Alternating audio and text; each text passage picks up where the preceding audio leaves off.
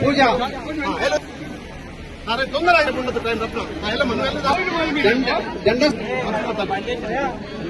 జయగాడ సుశీల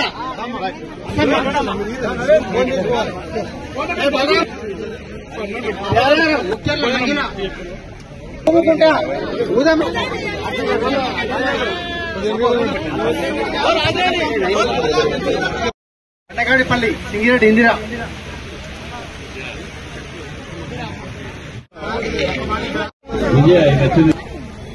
విజయ్ మామిడి ఎల్ సంతోష్ కుమార్ కాళ్ళకు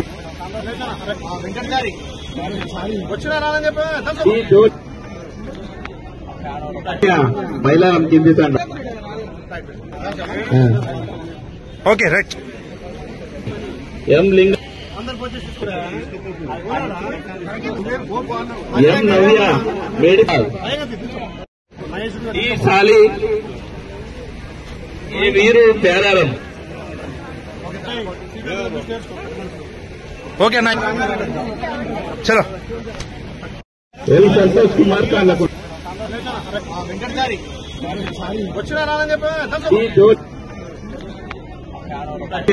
మైలారం కింది తండ ఓకే రైట్ ఎం లింగ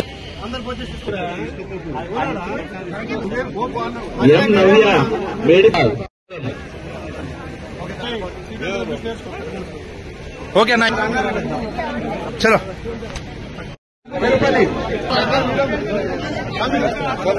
బొట్టు Anitha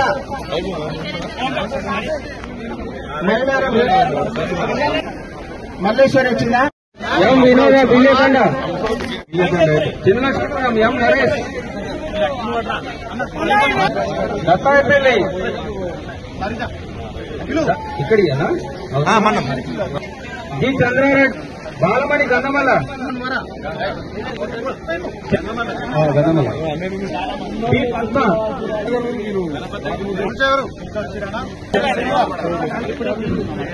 Gopal Jitender Reddy Nagpur D Ramulu A Mahesh T Padma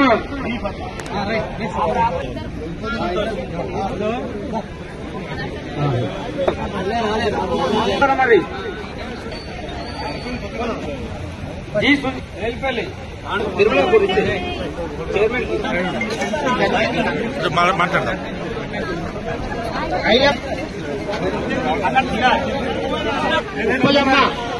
పిలిచినప్పుడు వద్దు కానీ కనకమ్మ బేగమి లక్ష్మి